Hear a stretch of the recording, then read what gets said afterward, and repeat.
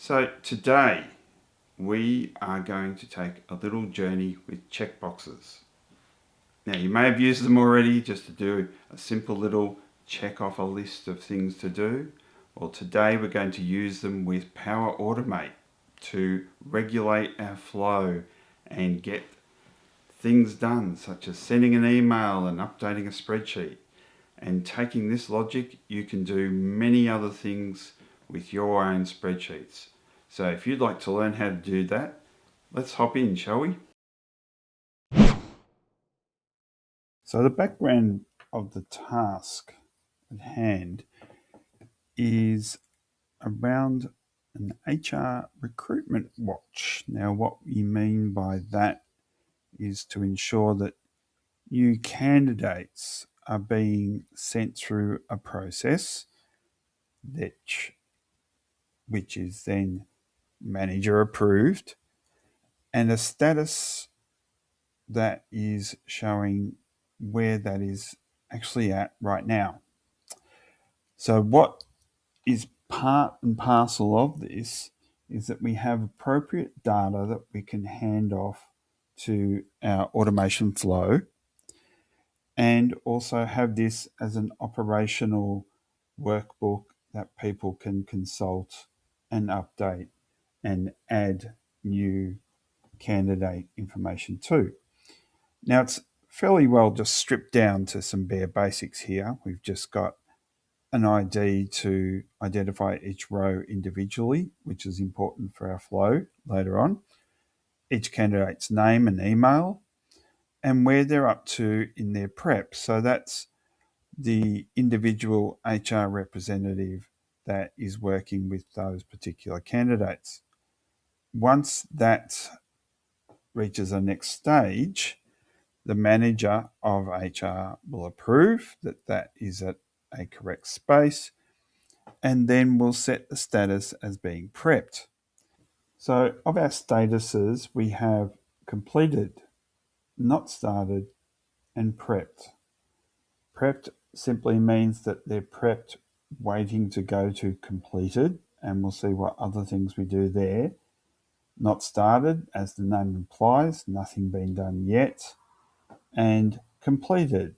And the completed status is it's been through our automation process, and it's part of the automation is it updates the status to complete.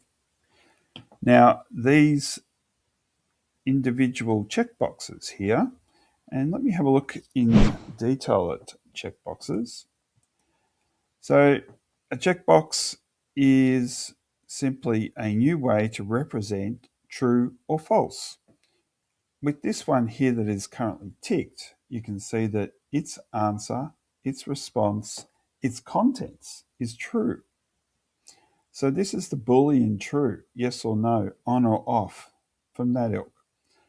Now when we're on an unchecked box, it's false, is not going to trigger our automation. Now if we have a look over here,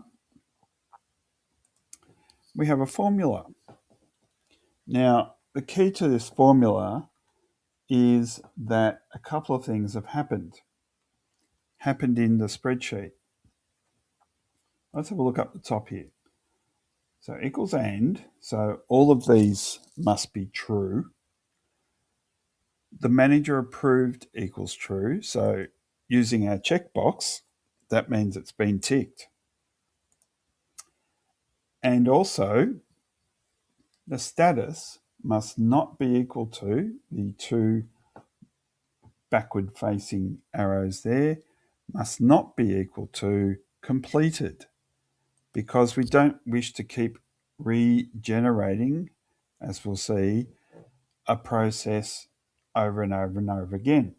So we have to say that if it's been completed and if it hasn't been ticked by the manager, and that's going to be false. Both of these conditions must be true. And similarly here, the manager hasn't ticked it and it's not completed.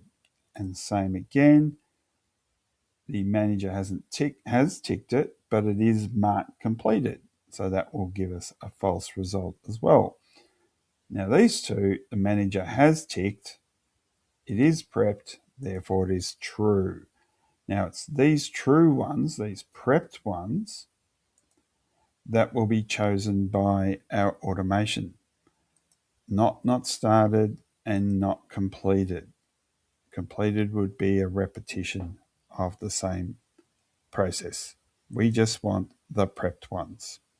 Now, there are also a couple of prerequisites that we need to have in place, and that is this file must be saved, but where it must be saved is in a cloud location.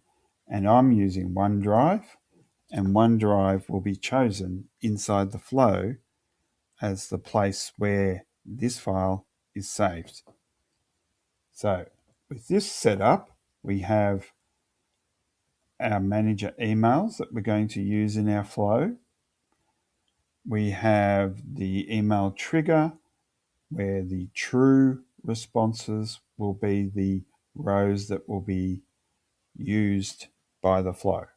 Let's have a look at the flow. So here we are in Power Automate, and there's a few ways to get here. One is directly through the URL make.powerautomate.com or on any other 365 application screen where you have the app launcher. You should be able to reach Power Automate through more apps if it's not on your shortcuts that you see. And also there's a way to get to it through the Automate tab in Excel, which is a bit more of a long-winded way. Now, once you're here, you'll see that you're now presented with creating your automation with Copilot, where you would describe your idea and Copilot would go about generating it. Now, that is probably best if you've got an idea about Power Automate and some of the things you can do.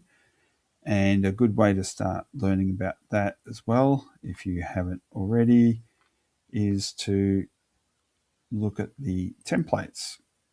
Now, the templates have suggestions about how to start and with what using some of the Office 365 applications. So you can pick it up by the various icons that we're dealing with.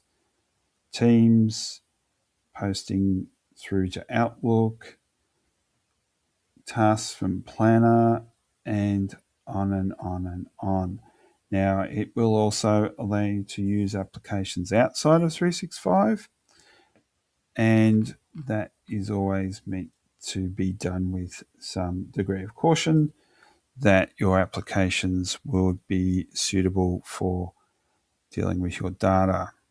Now, we're going to start from scratch in a way, but it's a very simple flow today, so hopefully you'll be able to follow along and we can create this one together.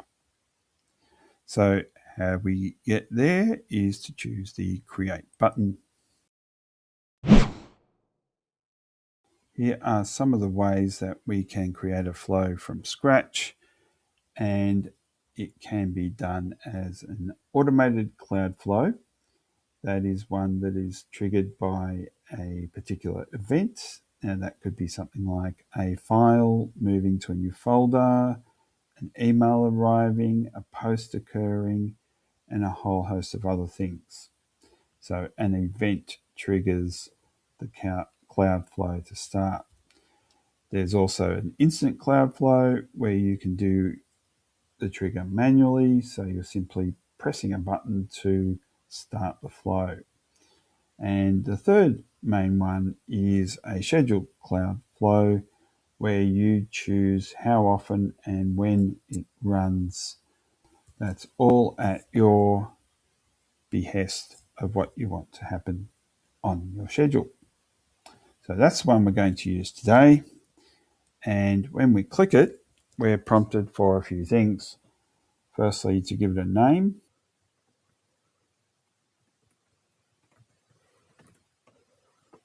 And then when it is to start, date and time, and how often it's to be repeated.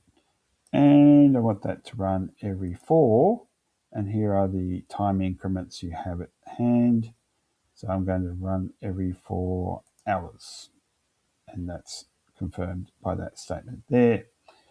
When we hit create, we will get to our Flow workspace where we can then add the other components that we need. So here we are with our first component already laid on for us, and that's the schedule itself, the recurrence of how often this flow will run. And as you can see, it's set to run every 4 hours, starting at that time and date, but we haven't said where in the world we are. So when we select the time zone, I'll just quickly pick up my local time zone. And if I was doing this for somewhere else in the world, of course, I could add it for anywhere. All right, now once we've got that entered, we'll just click aside, and now we're back to where we were on the workspace. If you want to use these tools, you can zoom in, out, move around, and do all sorts of nice stuff to get a very complex looking flow diagram on a much smaller screen if there's a need. So now we're in with the recurrence settled, we need to add more components. Now the first of those will be the action that we want to happen, because our trigger is our schedule. What do we want to happen when the schedule triggers? So if we click the plus sign underneath, we're now going to add a component which will be our action to get rows from our Excel table. Now before I do that, let's quickly flick back to our table in our spreadsheet. Now you may have picked up that what our data is contained in our workbook, HR Watch, is the table that contains the data.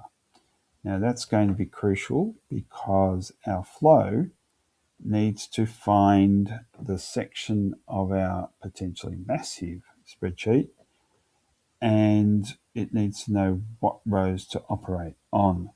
So to make that easy and defined, we make our data for our table an Excel table. So you'll see when I've clicked on it, we've got this little marker in the corner here for resizing a table. We've got the alternate rows, and we've got our column headings with the drop downs for sorting, but we also have the table design that appears when we're within the table, thereby showing us a name that we have previously given our table, called HR_onboarding. So that is crucial that it is a table name and that the file has been saved to OneDrive. So we must have a cloud-based file with a defined table name, and then we're good to go. So let's flick back to our automation flow setup. So what we're after for the action is to define what we just looked at, which was our table, our name, and where it's all located. So what we're going to search for is a particular action, which is called list rows from our table. So I just need to type list rows. That is something that we'll need to be mindful of. We're dealing with Excel, not the Microsoft Dataverse. So let's try another way in just for the experiment. Instead of starting with the actual action, let's start with Excel for Business as the actual application we wish to work with. So Excel Online for Business, and you can see there we can't locate the list rows for our table.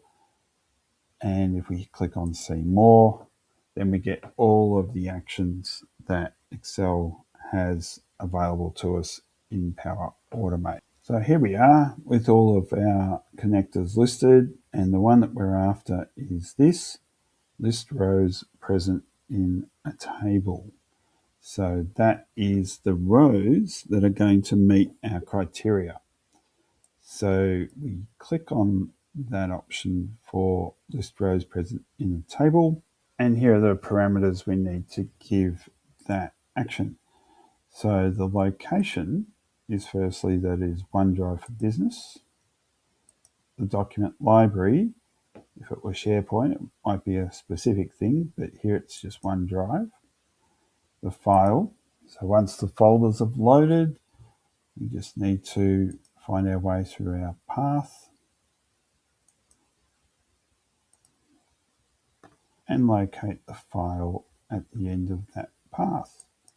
Selecting that, you can see it appearing there, and then we drop down to pick up the table that we called HR Onboarding, and we define that. So for this particular flow, we don't need anything more up here. Now there is one further thing we need to do, and that is choose from one of these advanced parameters. And this is about as complicated as it will get today. And we need to select a filter query. Now a filter query is going to take the data from our listed rows and just reduce them to a smaller subset. Now let's again have a look back at our spreadsheet, and this is what we're trying to achieve.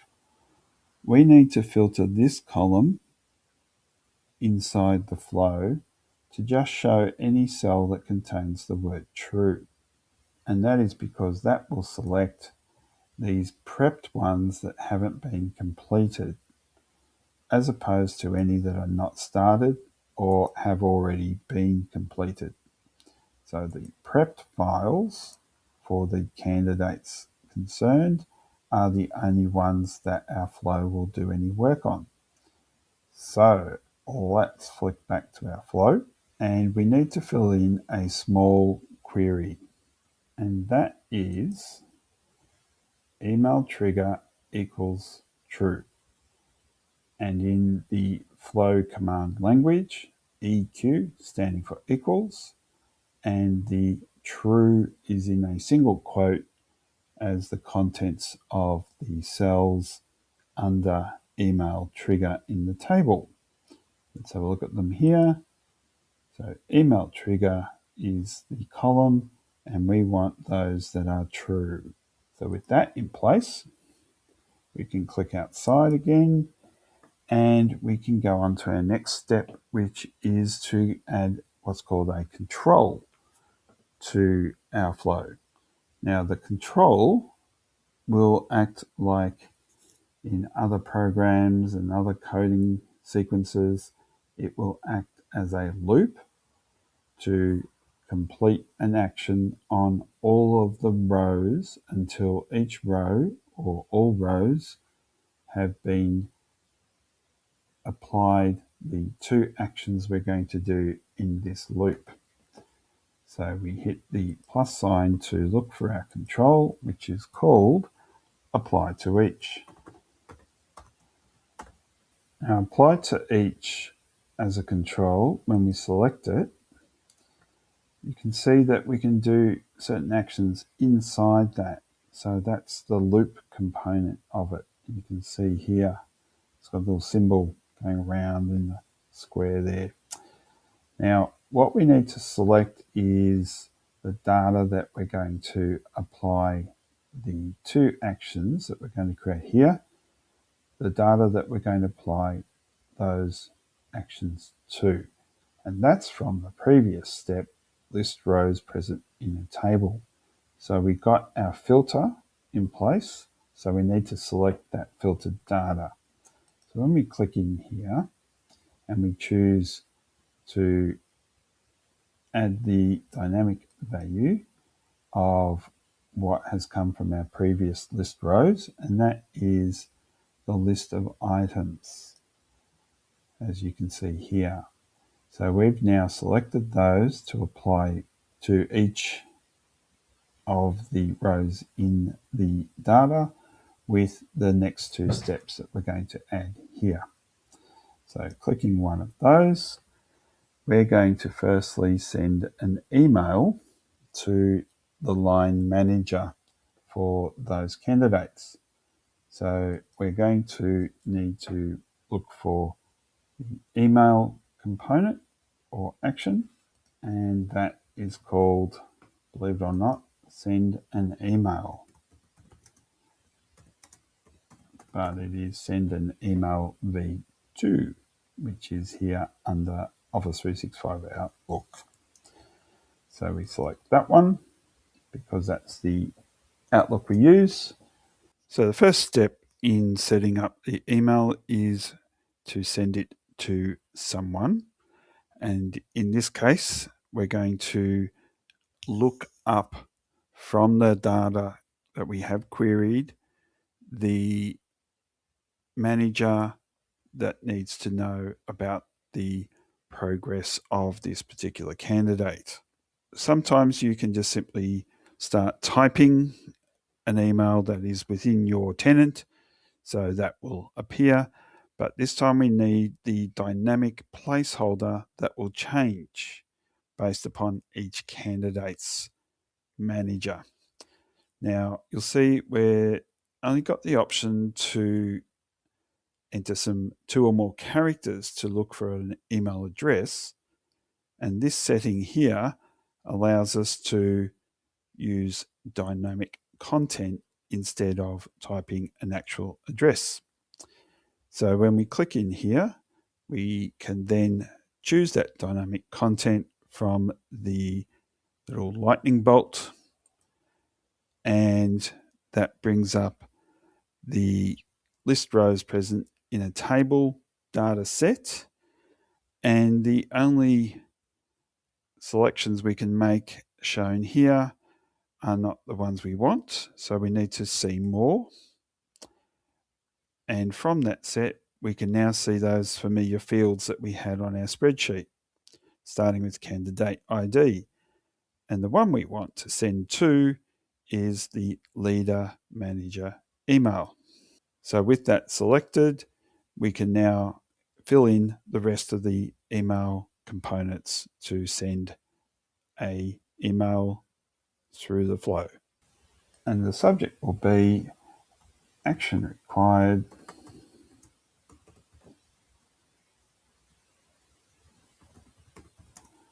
for candidate,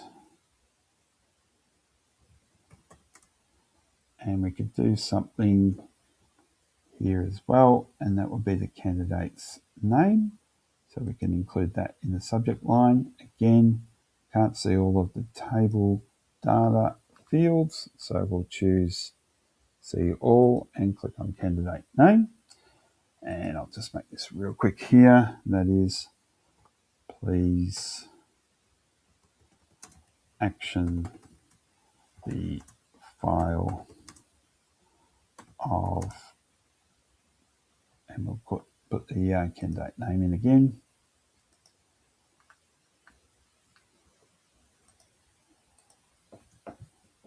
Who is now to be employed, and the records completed,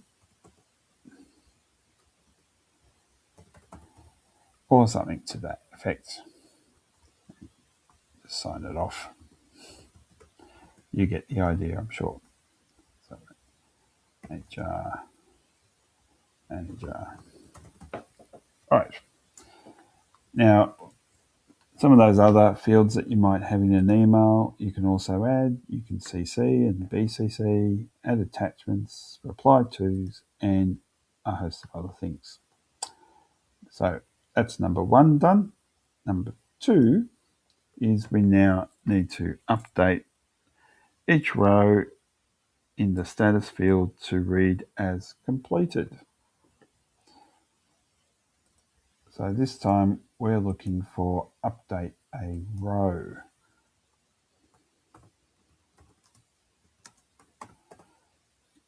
Now update a row, we'll take all the rows from our previous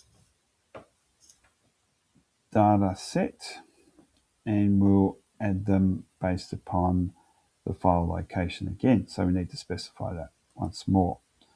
So again, it's on OneDrive for Business in the folder or library OneDrive, and the file once again needs to be located and identified along with the table name,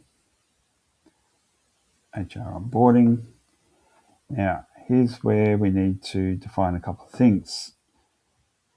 In that table, HR onboarding, we need to say that the candidate ID column is the key or unique column of data that will identify each candidate individually, because we don't wish to update things randomly across our table.